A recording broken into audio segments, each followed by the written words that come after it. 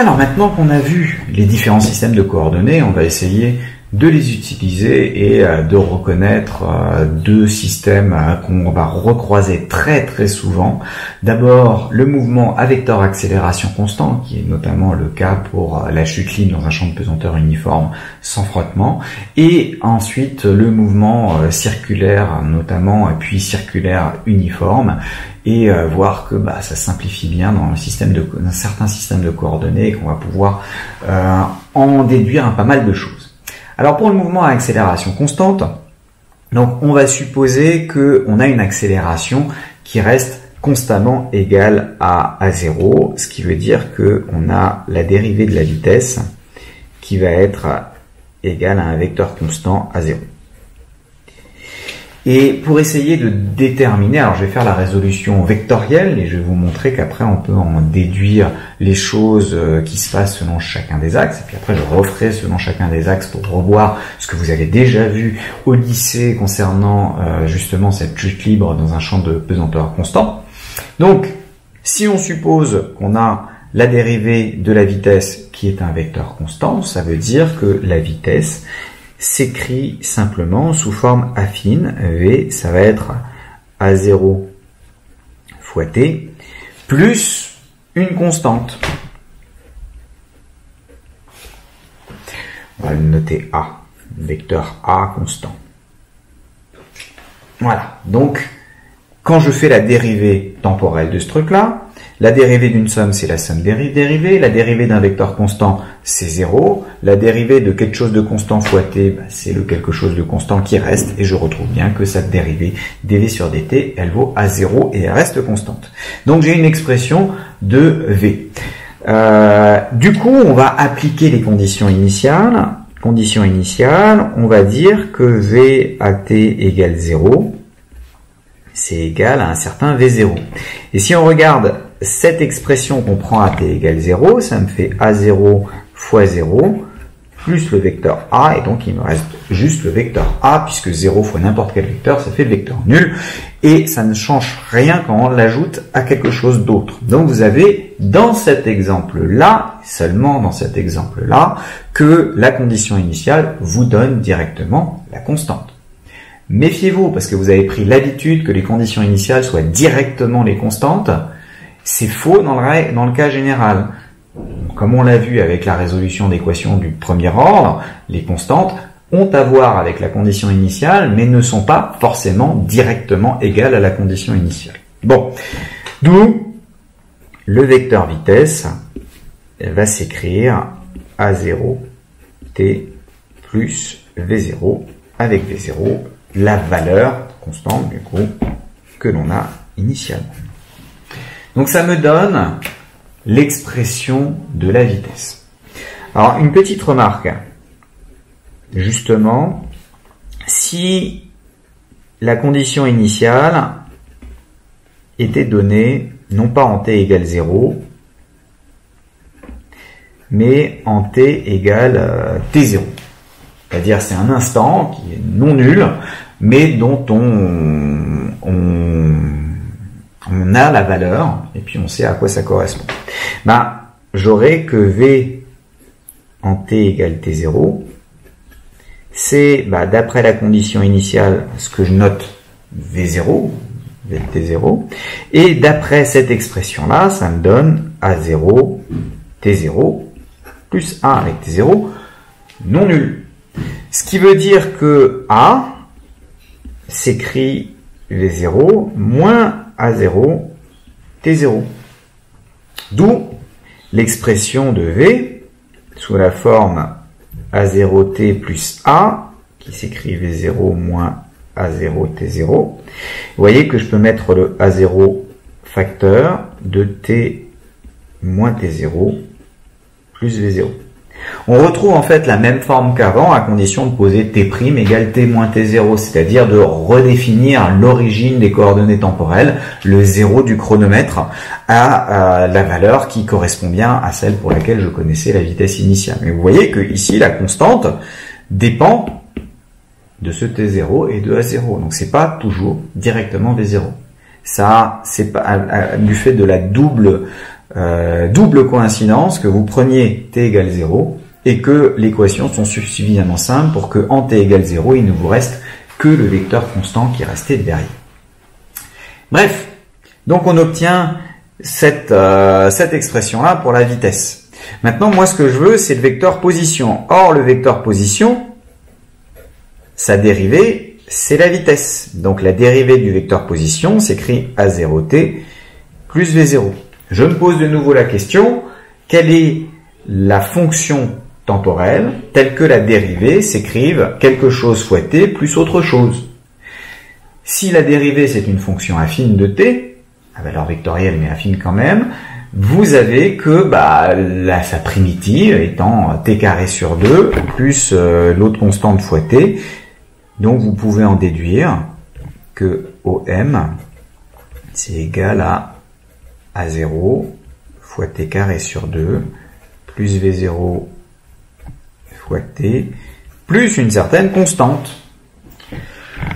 On revérifie, quand je prends la dérivée de ce machin-là, la dérivée de A0 t carré sur 2, A0 il est en facteur, la dérivée de t carré sur 2 c'est 2t sur 2, donc les deux se simplifient, il me reste bien juste t.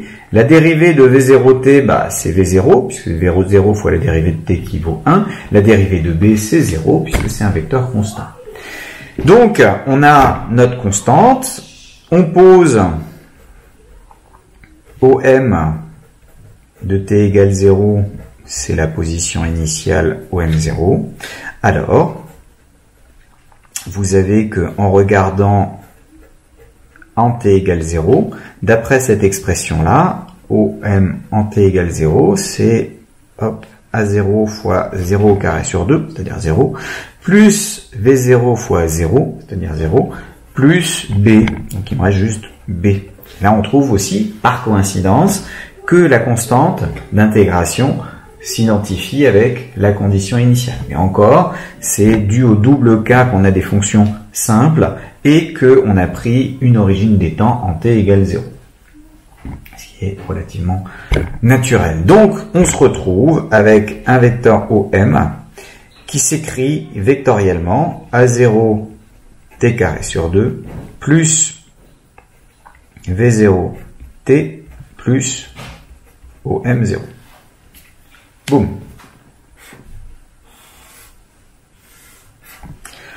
Alors, j'aimerais me ramener avec des histoires de coordonnées.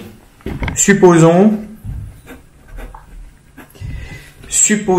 que le vecteur A0, il s'écrive au hasard.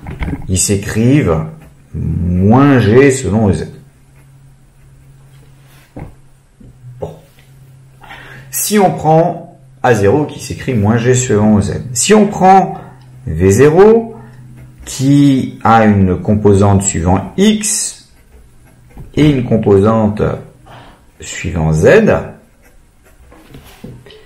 et on prend OM0 qui est l'origine des coordonnées, c'est-à-dire on fait déplacer à t égale 0, m est à l'origine des coordonnées. Dans ces cas-là,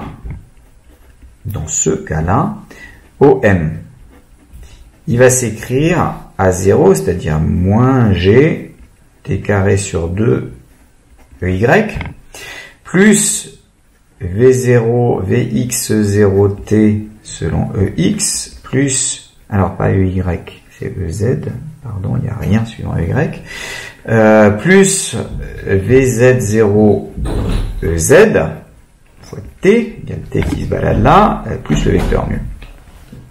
Si je le remets ensemble, j'ai Vx0t selon le vecteur Ex, plus moins gt carré sur 2 plus vz0t selon le vecteur ez. Donc j'ai une décomposition selon mes deux axes ex et ez. Pour avoir les coordonnées, je peux simplement regarder x de t.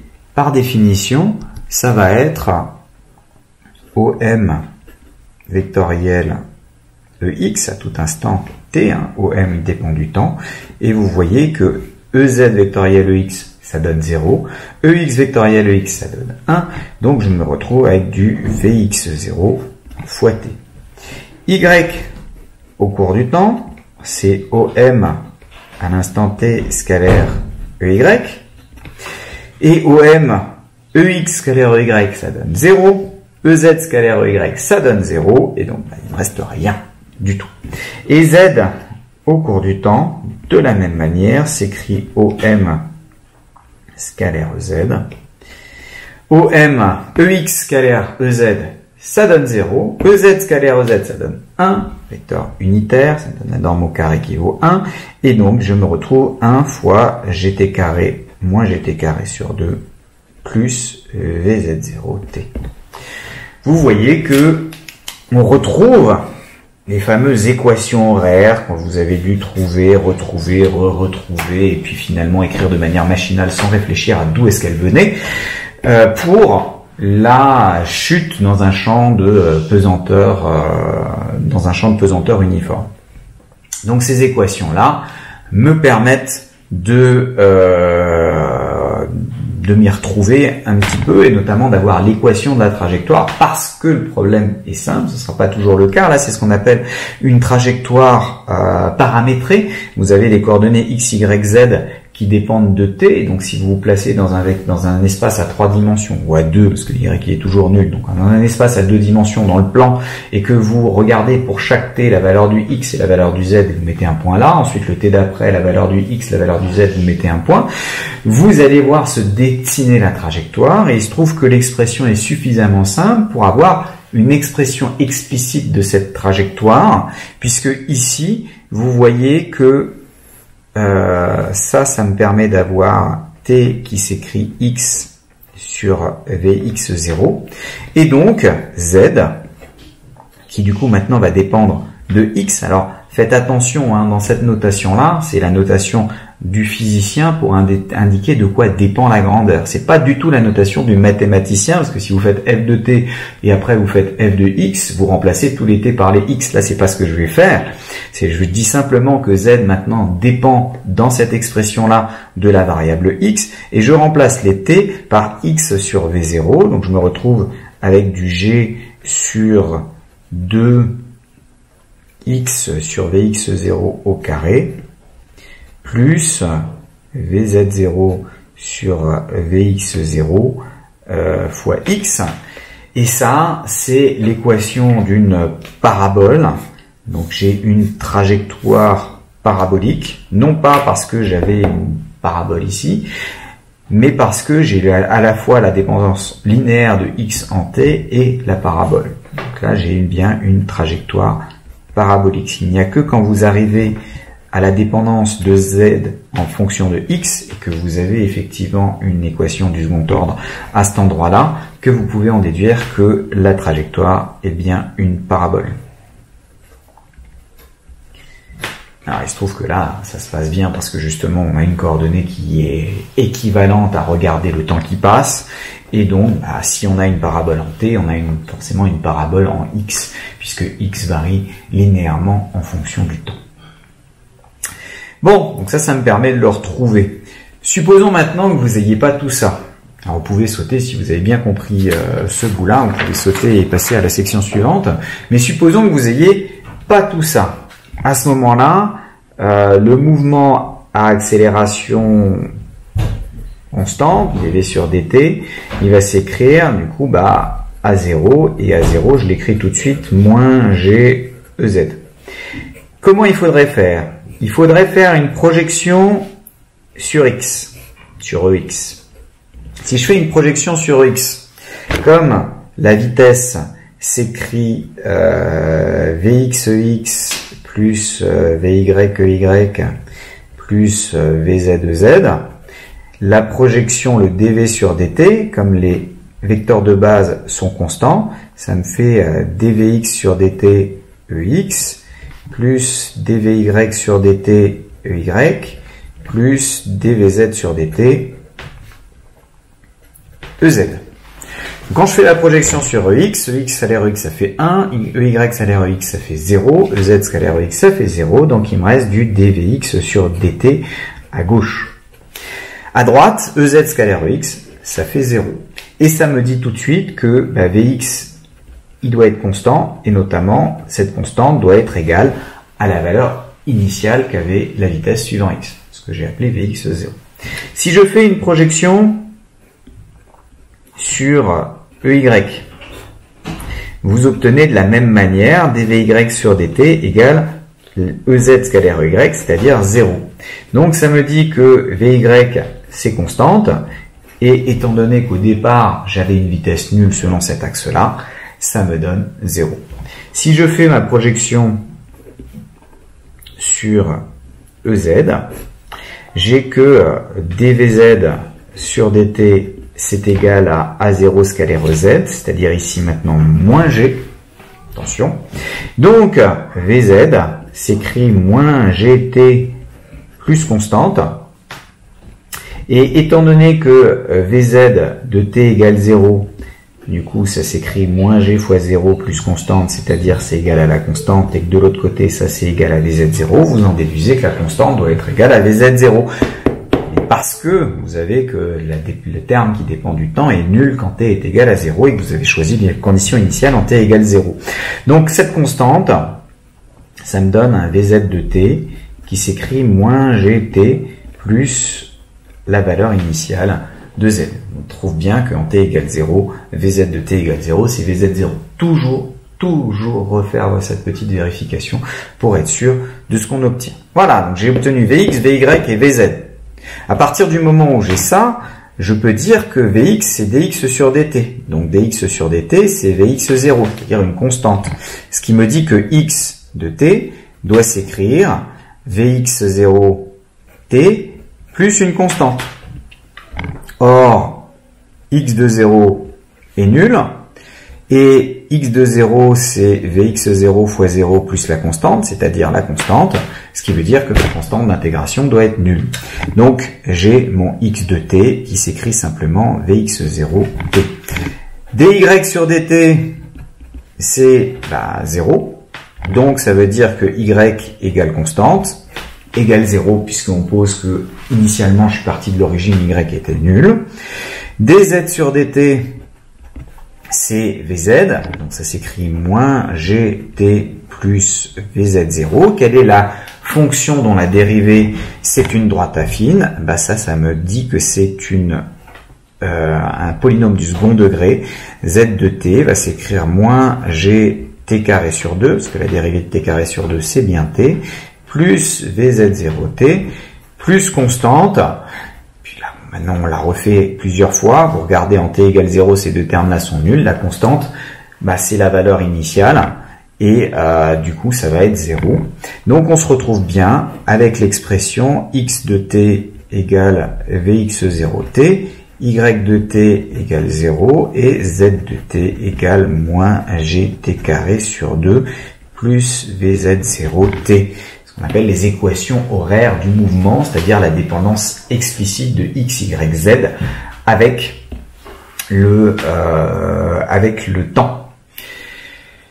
Et là, voilà, ça nous donne l'expression. Vous voyez que c'est quand même légèrement plus long que ce que j'avais fait là, puisque là j'avais eu besoin de, certes quelques lignes, mais c'est très répétitif.